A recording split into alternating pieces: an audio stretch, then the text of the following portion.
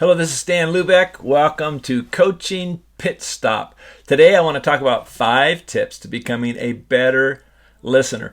Few would dispute the importance of listening well. When we consider the importance of communication, speaking, writing, reading, and listening, the last is rarely performed well. There is not one class in school on listening well, yet this is essential for every relationship from marriage to family, friends, and co-workers. Too little attention is given to the skill of listening well. Stephen Covey, in the book 7 Habits of Highly Effective People, he writes, "If I were to summarize in one sentence the most important principle I have learned in the field of interpersonal relations, it would be this: seek first to understand, then to be understood. This principle is the key to effective interpersonal communication." I played football in high school. I learned that quarterbacks must have thick skin because they get the primary blame when the team loses, and I lost a few games, I have to admit. The criticism is not always fair because the quarterback is just one member of the team. The quarterback can do his part and throw the ball perfectly. I'm sure I threw the ball pretty close to perfectly, but without receivers who can catch, that quarterback will never be successful. There are some receivers who can catch anything thrown to them, and of course that makes the quarterback look better. My receivers probably made me look a lot better than I ever dreamed of being. But the best receivers keep their eyes on the ball. They are skilled at being focused. For 2 hours before the game even starts, the receivers are preparing, stretching, catching all variety of passes so that they are ready when the game is on the line. My point is that in football, as in communication, there needs to be both the sender, the communicator, and the receiver, the listener, for success to take place. Good listening involves an active mind, and the best listeners are active listeners who are focused and prepared to receive. As an old preacher, I spent many hours each week preparing messages that would inspire and challenge the listeners. At least that's what my desire was. But my efforts as a sender were often blocked because the receivers sitting in the pew were not focused and skilled at receiving what I was sending. In fact, one elder came every week, but he had all the signs of narcolepsy. And let's just say that he was focus challenged. So here are my best tips for improving listening skills and preparing to be a good receiver. Number 1, be present. Put up the do not disturb sign. We live in a distracted world. Mobile devices are incessantly beeping and buzzing to get our attention. People are preoccupied, spending 3 hours and 43 minutes each day on mobile devices. A study by the University of Texas at Austin, published recently in the Journal of the Association for Consumer Research, found that a smartphone can sap attention even when it's not being used, even if the phone is on silent, or even when powered off and tucked away in a purse, briefcase, or backpack. Amazing, the power of those little iPhones. Good listening starts with eliminating distractions. The mind must be focused on one thing at a time.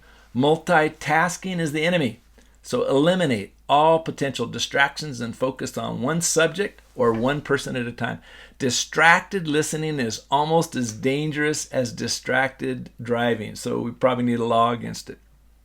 Cal Newport has written prophetically about the need for focused and deep work in a world of never-ending distractions. Modern knowledge workers communicate constantly. Their days are defined by a relentless barrage of incoming messages and back and forth digital conversations, a state of constant, anxious chatter in which nobody can disconnect. And so nobody has the cognitive bandwidth to perform substantive work. Number 2, be genuinely interested in others.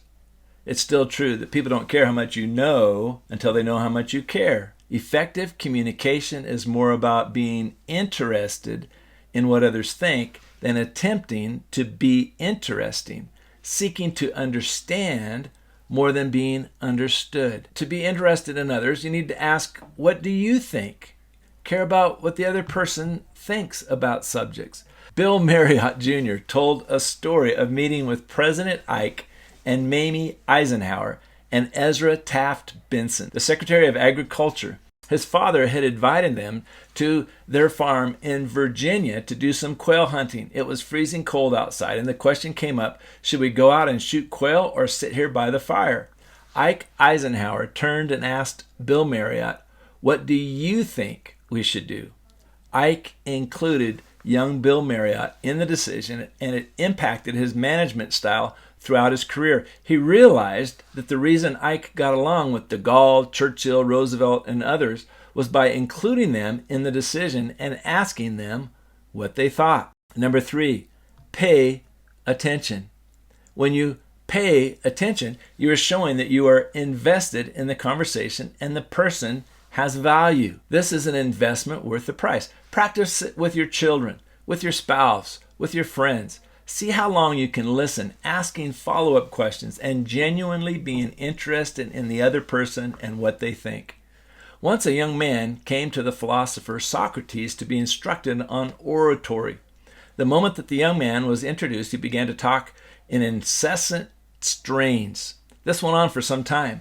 Socrates finally silenced the man by putting his hand over his mouth. Young man, he said, I'll have to charge you a double fee. A double fee? Why is that? Socrates replied, because I will have to teach you 2 sciences. First, the science of holding your tongue, and then the science of using it correctly. So ask yourself, who is the best person that you know at paying attention to what someone else is saying? Who is the best listener that you know or have come across? And then what can you learn from them? All right, number 4, show you're listening. Body language is a powerful way to show people that you're interested in what they are saying. Lean in. Don't cross your arms. Put a smile on your mug. Make eye contact. Nod your approval at what they are saying. You can also show you are listening by asking follow-up and clarifying questions. Use comments like, tell me more, talk to me, and help me better understand. This demonstrates that you are engaged in the conversation and value what the other person has to say. You can only ask good questions if you are focused on what the other person is saying, but be sure that you're listening to what they're saying and not just trying to come up with questions while they're talking. Number 5, don't interrupt. Let the person finish without interruption, and definitely don't finish the sentence for them. By interrupting, you are communicating that you are more interested in what you have to say than understanding what the person is saying. So take a deep breath, be patient, and don't be consumed with preparing what you will say when the person stops talking. Oliver Wendell Holmes said to be able to listen to others in a sympathetic and understanding manner is perhaps the most effective mechanism in the world for getting along with people and tying up their friendship for good. Too few people practice the, quote, white magic, unquote, of being good listeners. Okay, there you have it. 5 suggestions for better listening. What would you add? Be sure and click on subscribe and ring the bell so that you can be notified when the next video comes out. God's best to you. Bye for now.